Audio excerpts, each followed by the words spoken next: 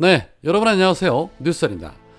일본의 기시다가 핵폐수를 24일에 방류하기로 했다는 보도가 나오면서 어제 민주당은 비상사태를 선언했습니다. 민주당은 앞으로 정의당과 기본소득당, 시민사회단체와 함께 일본 정부를 규탄하고 오염수 방류를 저지하기 위한 총력 투쟁에 돌입할 예정입니다.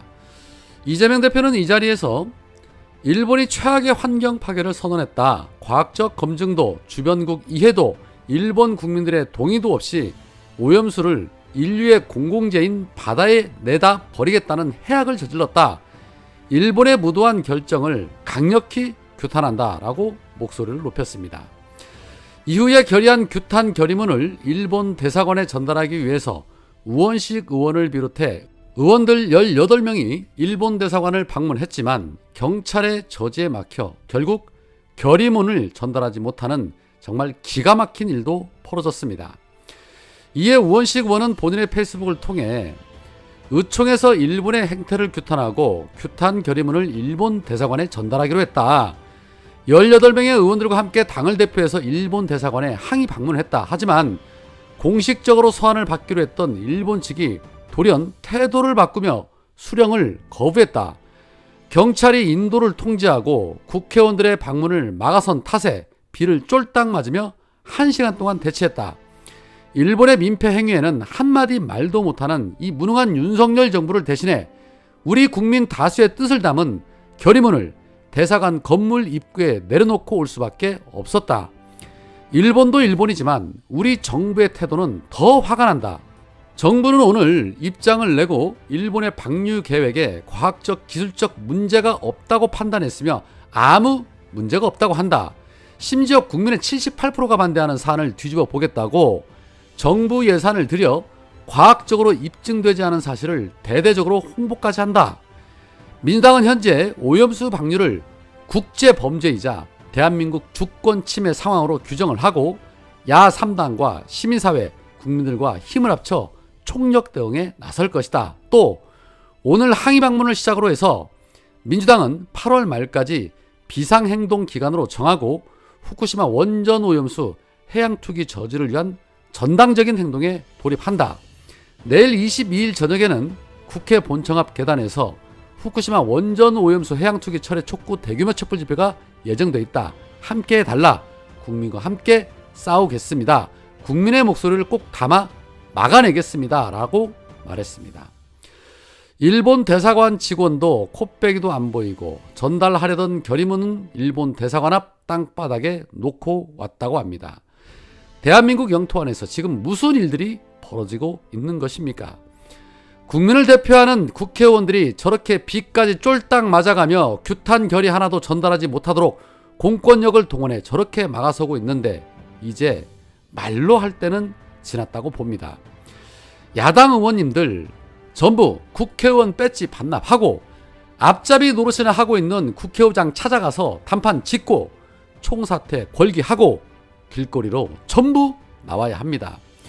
국민 없는 입법부가 무슨 의미가 있을 것이며 야당 없이 국회가 돌아갈 수 없을 것이고 그러면 자동으로 민생은 초토화될 것입니다. 그 책임은 고스란히 윤석열의 책임으로 전가될 것이고 국민들은 또다시 들고 일어날 겁니다. 23일 대규모 촛불 집회를 시작으로 해서 한시적으로 할 것이 아니라 이 정권과 끝장을 본다는 각오로 임해야 한다고 봅니다. 자, 그런데 이 김진표 국회의장이 박광원 원내대표에게 노란봉투법과 방송법 개정안 상정을 거부하며 이렇게 말을 했다고 합니다. 대통령 거부권 행사가 불보듯 뻔한 상황에 법안을 또다시 일방 처리하는 것은 국회가 할 일이 아니다. 이런 행태는 우리 정치와 의회 민주주의에 도움이 되지 않는다. 여야가 좀 더 협력해봐라 라고 말하면서 사실상 노조법과 방송법을 가로막았다는 보도까지 있었습니다. 이 정도면 정신이 가출한 것 아닌가 싶습니다. 대통령이 거부권을 행사할 거니까 야당한테 일하지 말라는 소리를 한 것입니다. 구린 것이 얼마나 많길래 국회의장 타이틀까지 달고 앉아있으면서 저런 소리를 내뱉을 수 있는 것인지 정말 분노가 차오릅니다. 김진표나 박광원이나 뭐 그 밥의 그나물들이 결국에는 노조법과 방송법 개정안 처리를 이런 식으로 또 미루고 있는 것입니다. 그러니 제 아무리 당대표라지만 이재명 대표가 저들 사이에서 얼마나 힘들까 하는 그런 생각이 안 들 수가 없는 것이지요. 여튼 지금 나라 돌아가는 상황을 보면 보통 심각한 상황이 아닌 것만큼은 틀림없습니다. 그런 가운데 성신여대 서경덕 교수는 미국이 동해를 일본해로 표기한다고 밝히자 미 국방부에 항의 메일을 보냈다고 합니다.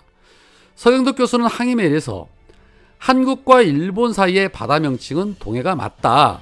미국 대학 입학시험 과정 중 하나인 AP시험의 세계사 교재에서 동해와 일본해를 병기하기 시작을 했고 2019년 뉴욕주 교육국에서는 일선 학교에 동해와 일본해를 함께 언급하는 것을 권고했다. 올해 월드 베이스볼 클래식을 주최한 미국 메이저리그 홈페이지에도 일본해를 표기했다가 한국 측의 항의를 받고 삭제한 일도 있었다라고 전하면서 동해 관련 영상까지 첨부하며 역사적으로 2000년 넘게 사용한 동해 표기에 미 국방부도 함께 해달라라고 요청했다고 합니다. 윤석열 정부 여당이 해야 할 일을 지금 한 개인이 대신하고 있는 것입니다. 서경덕 교수는 그동안 세계적인 유력 매체인 뉴욕타임즈, 월스트리트 저널 등의 동해 전면 광고를 게재해왔고 뉴욕타임즈 스퀘어에 영상 광고를 집행하는 등 다양한 방식을 통해 동해를 전 세계에 널리 알려온 그런 분입니다. 진정한 애국자가 따로 없지요.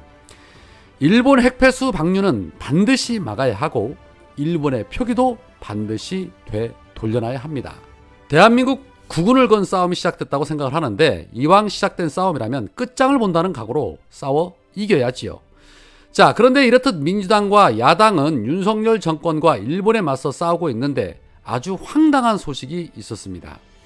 미국에서 1년하고도 16일 만에 돌아왔다고 강조했던 이낙연이 지난 21일 강서지역 호남향후의 간부 등 지역 유지 20여 명과 막걸리 비공개 회동을 하는 자리에서 더불어민주당 명칭을 사용한 이후에 선출된 당대표 5명 중에 온전한 사람이 이낙연 1명이라면 민주당은 문제 있는 당 아닌가? 라는 말을 했다고 합니다. 향후의 핵심 관계자는 이투데이와의 통화에서 이낙연 전 대표가 당을 걱정하는 과정에서 더불어민주당이라는 단 명칭을 사용한 이후 선출된 당대표가 5명, 추미애, 이해찬, 이낙연, 송영길, 이재명인데 이 중 온전한 사람이 이낙연 1명이라면 민주당은 문제가 있는 당 아닌가라고 말씀하셨다라고 전했습니다. 추미애 전 대표는 아들의 군복무 특혜 의혹, 이해찬 전 대표는 쌍방울 대북 송금 연루 의혹, 송영길 전 대표는 전당대회 돈봉투 의혹, 이재명 대표는 백현동 특혜, 대북 송금 의혹 등 사법 리스크로 윤석열 검찰로부터 표적 수사를 당하고 있는데 본인만 멀쩡하다라는 그런 소리입니다. 그렇다면 반대로 말하자면 4명은 제1야당 대표다운 일들을 잘 해왔다는 소리가 되는 것이고 본인만 몸살이고 일을 안 했다라는 소리가 되는 것이겠죠. 이후 이낙연 대표는 한경닷컴과의 통화에서 그런 말 한 적 없다, 특별히 할 말 없다라고 선을 그었다고 하는데 글쎄요, 누구의 말이 진실일까요? 그동안 민주당이 바람직한 방향으로 가지 못하고 길을 잃고 있는 것 같다라는 비판을 해왔던 이낙연 씨의 말이 진실인지 아니면 관계자의 말이 진실인지는 모르겠으나 각자 개인들이 잘 판단하시리라 봅니다. 오늘은 여기까지입니다. 고맙습니다.